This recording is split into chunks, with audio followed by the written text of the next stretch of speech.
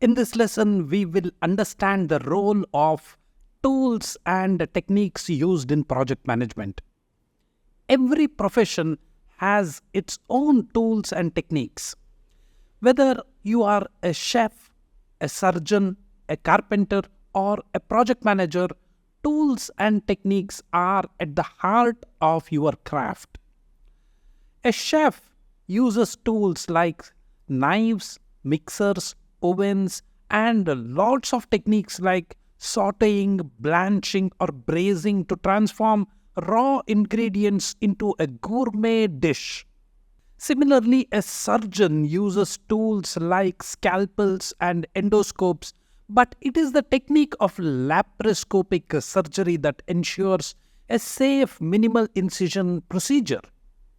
A carpenter has hammers, saws, and measuring tape as tools, while joinery, sanding, and framing are his techniques.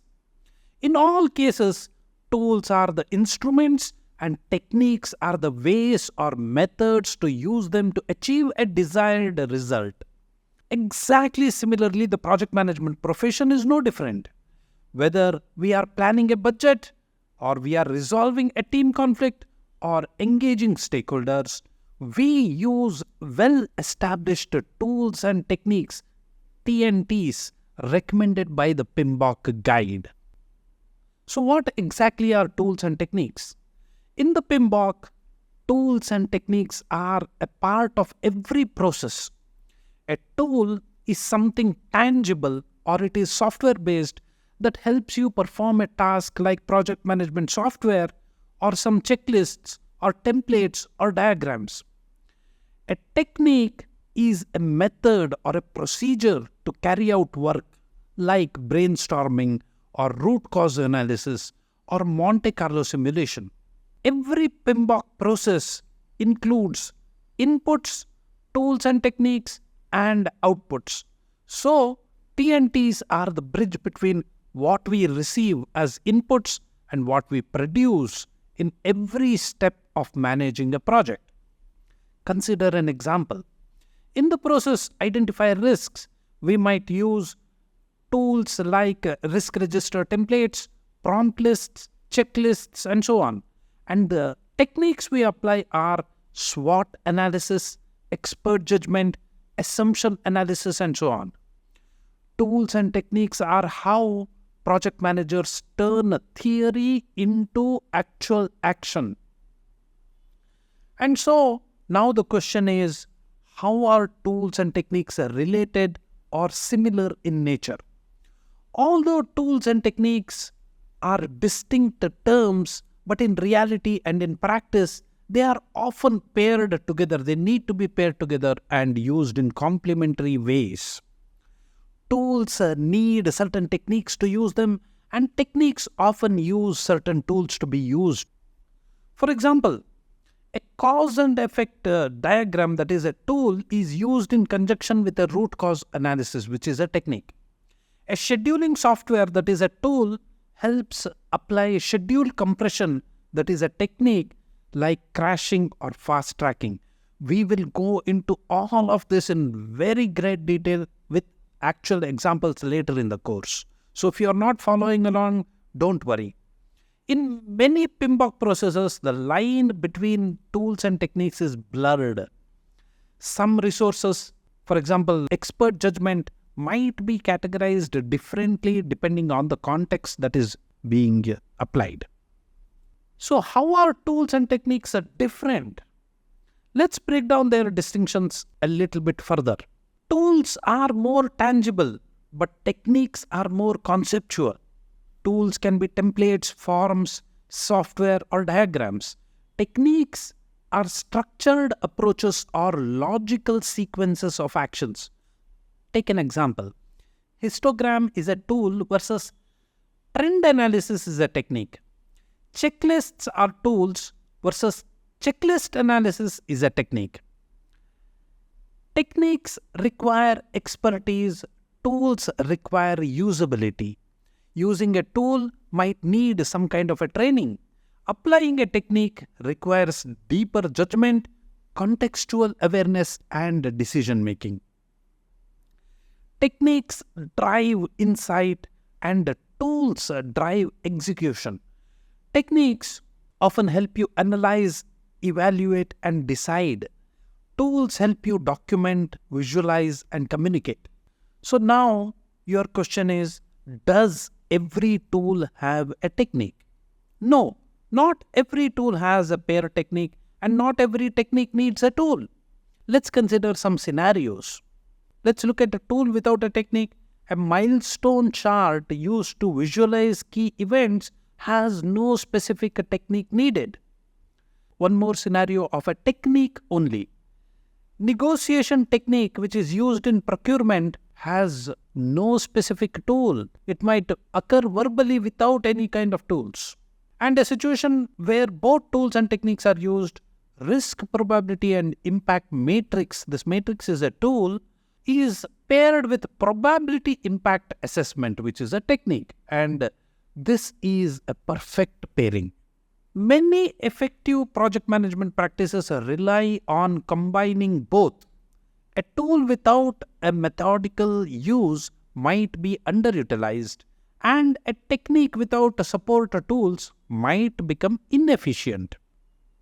So now let's explore why tools and techniques matter to a project manager. As a project manager, your ability to apply the right tool or technique at the right time is what transforms you from a coordinator to a powerful strategist.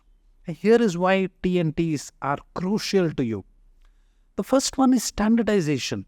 PMI's standard tools and techniques help you bring consistency to how projects are run across teams, industries, and geographies. Second point is predictability. Techniques like forecasting, variance analysis, and earned value management provide a data-driven foundation for decision making. Point number 3 is problem solving. You will face team conflicts, unclear scope, shifting priorities. Techniques like conflict resolution, facilitation, and negotiation are your tactical tools to solve problems. Fourth is stakeholder engagement. Tools like stakeholder maps or communication models help you strategically engage and influence project stakeholders. Point number 5 is risk mitigation. Risk-related tools like probability and impact matrix and techniques like Monte Carlo simulation help you prevent surprises and it helps you control outcomes. The last point is time and cost optimization. With the tools like network diagrams and techniques like schedule compression, you can manage constraints very smartly and very optimally. In essence, T&Ts are your leadership levers. So now we come to the important question, how will we learn T&Ts in this course? As part of this PMP preparation course, we will deep dive into approximately 150 key tools and techniques organized by PMBOK's knowledge areas and processes. You will not just memorize them, you will understand when, why, and how to use them with real-world project examples, visual aids, actual case study-based exercises with the data. And here is a small taste of what's coming up. Risk management, some tools are risk register and prompt list.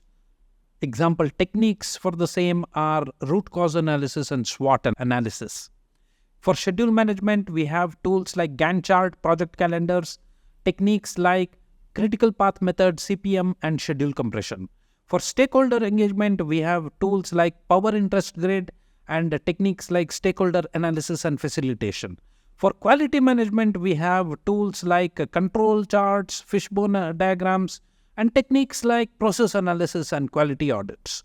For cost management, we have tools like cost baselines and techniques like earned value analysis and forecasting.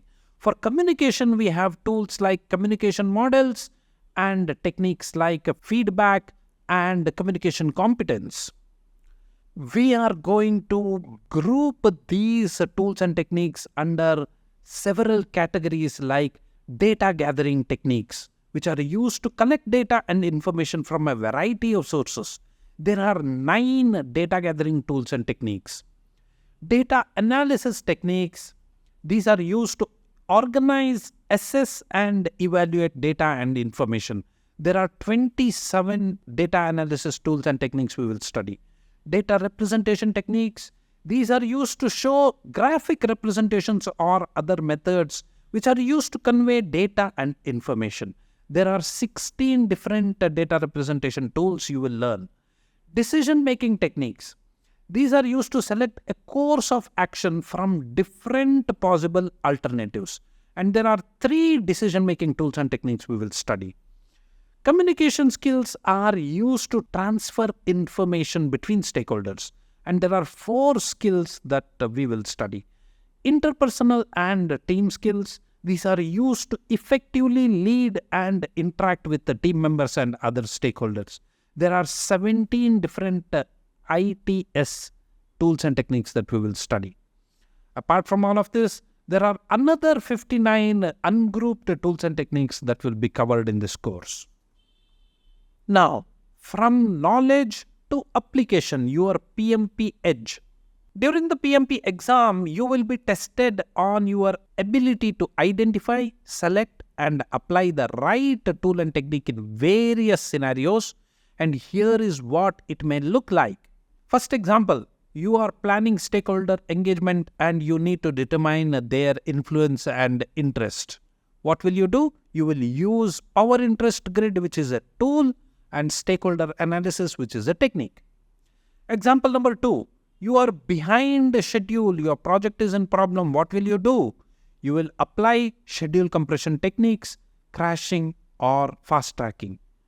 Example number 3, you have project quality issues recurring over several phases. What will you do? You will use a fishbone diagram, which is a tool, along with a root cause analysis, which is a technique. You are not expected to know only what they are, but also when and why to use all of these. And now we come to the closing thoughts, the art and the science of tools and techniques. In project management, tools and techniques are not just procedural, they are strategic weapons. They allow you to tame uncertainty, resolve complexity, lead teams with confidence, and deliver value reliably time and again. Just like a carpenter is not defined by his saw or a chef by her knife, a project manager is defined not only by knowing tools and techniques, but by mastering when to use which. And this is what you will learn in this course. By the end of this course, you will be equipped with the ability to recognize over 150 tools and techniques recommended by PMBOK. Understand which processes they are used in. Apply them logically in scenario-based exam questions and to bring them out into your real-world projects with a lot of confidence. So, what are your next steps? In the upcoming sections, we will be exploring tools and techniques by knowledge area and by process group. And I will walk you through their purpose, their mechanism, their exam-relevant examples, and practical exercises. So, sharpen your virtual pencil. You are about to build your PM toolbox. See you in the next lesson.